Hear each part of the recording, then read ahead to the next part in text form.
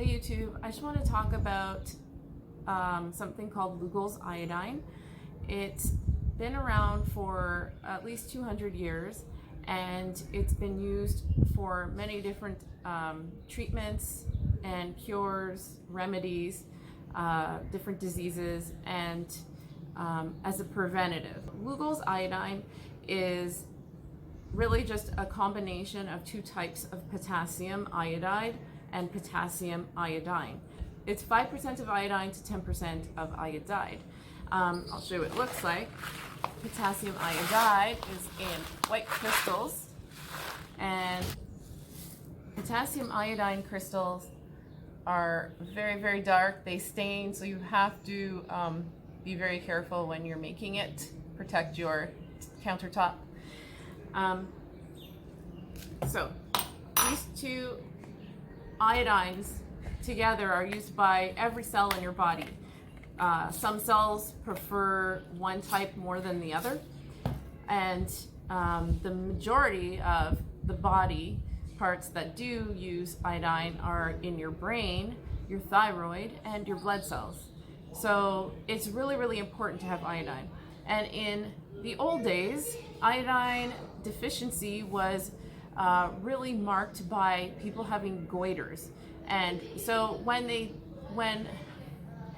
came up with a recommended daily amount of iodine in iodized salt to combat goiter, they actually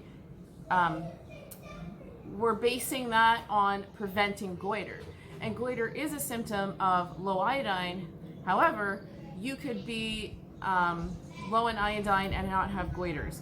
So it's just a certain threshold that you would need of iodine to just prevent goiters, but at the same time be totally deficient in iodine anyways, and it preventing you from functioning normally, having a good immune system, having good hair growth, having good skin integrity. Even being low in iodine can affect your weight gain. It can affect your mood. It can affect your circulation in your body. It can affect your overall well-being. For the female reproductive system, breast cancer and fibroids are connected to low iodine or iodine deficiency. So there's like a whole slew of symptoms that you could be experiencing that are connected to being low in iodine. And because most people are afraid of taking salt, and only 70% of salt is actually iodized, this is really a setup for a deficiency in iodine. For most people actually are deficient in iodine. One doctor did an experiment and tested, I don't remember exactly how many of his clients, but it was well over 1,000 of his clients, and every single one of them were low in iodine.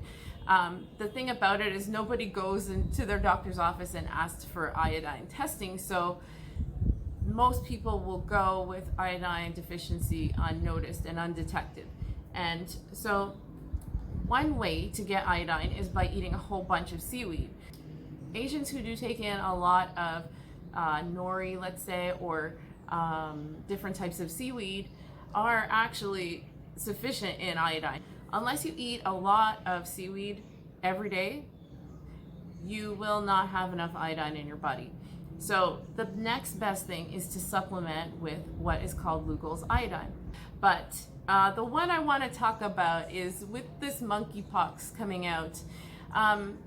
It is actually a very close relative of smallpox. And I came across, I'll just put it up in the screen, I came across a document of a doctor who was using it in the time where everybody was getting vaccinated, and this lady had missed her vaccination and she ended up with smallpox.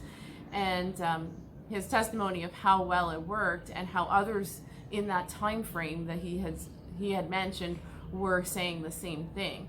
So just as a side note, this is not medical advice, you know how the spiel goes, but it has been proven to be effective against smallpox and many other things.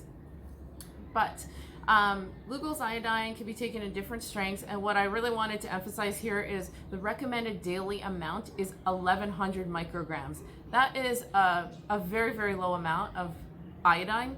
Actually, doctor, like I would consider a real doctor that actually has done studies on iodine and its importance and the amount our bodies actually absorb and how much we need, actually says between 6 milligrams and 50 milligrams is sufficient for our daily use. Now, 50 milligrams is a huge amount, and you would want to titrate up. You wouldn't want to start at 50 milligrams. You'd want to start at closer to 6 milligrams and work your way up.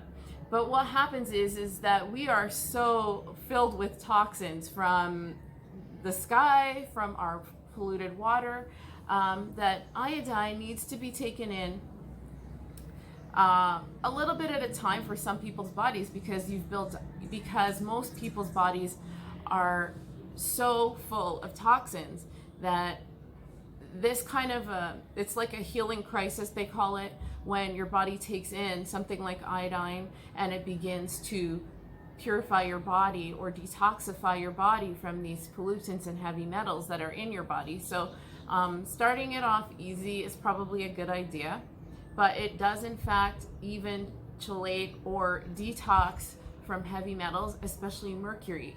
The problem with iodine is that it's in the, on the periodic table of elements, it's in the family of halogens, which is also like bromide, and fluoride is particularly the one that I was thinking of, because fluoridated water is a big problem because it binds to the receptors in your body that really want to take in iodine instead. So the whole deal is that you really need to take in iodine, and you need to stay away from tap water as best as possible. But if you can't, at least when you're taking iodine, to take it with clean, pure water instead of taking it in with dirty, fluoridated tap water. So there's a lot of things I could go on and on about with iodine. It really is the number 2, and truth be told, it's probably actually the number 1 thing that I would say that I would have in my medicine cabinet if I only had one choice. It's a close toss-up between colloidal silver and iodine, but I would say that when it comes to its potency, when it comes to its ability to heal when you're feeling sick, I've had children that have had like a gastro infection, and that's another thing. When you paint it on your belly, this is like very dark, but it will always go away, it will disappear. So this iodine, one way to know if you're deficient in iodine is to paint it on you. You can take this in internally, or you could take it in topically on your skin. The best way to take it in is internally, but one way to find out if you are deficient in iodine is to take a few drops of it. So I'll show you here, I'll do an iodine test.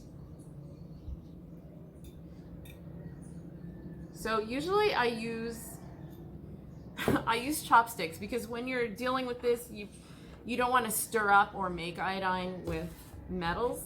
You usually want to use wood or plastic instead. But anyways, this is with the spoon. I'm going to put a few drops of this on my arm, like that. And then I'm just going to rub it into like, say maybe a 3 to 4 centimeter area, like that. Like you can't really see because of my skin tone, you can't see, but it's there. And this iodine, I can see it myself. You probably can't, you can't see it on the screen. But anyways,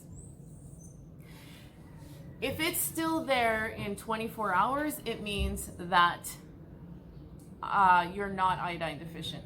But if it disappears before 24 hours, which I pretty much can guarantee that it will, it means that your body is deficient in iodine. So that is one simple test. They say it's not verified, but many people have used it for many years. And I think I just stained my table. And it has been proven to give at least an idea. Lugols iodine can also be used to purify water in an emergency situation. So it's got multiple uses. It is definitely something that you might want to consider putting in your medicine cabinet. It's helped with flu, cold, gastro in this household, and just overall well-being. It's helped with that too. So I hope this helps, and thank you for watching, and God bless you.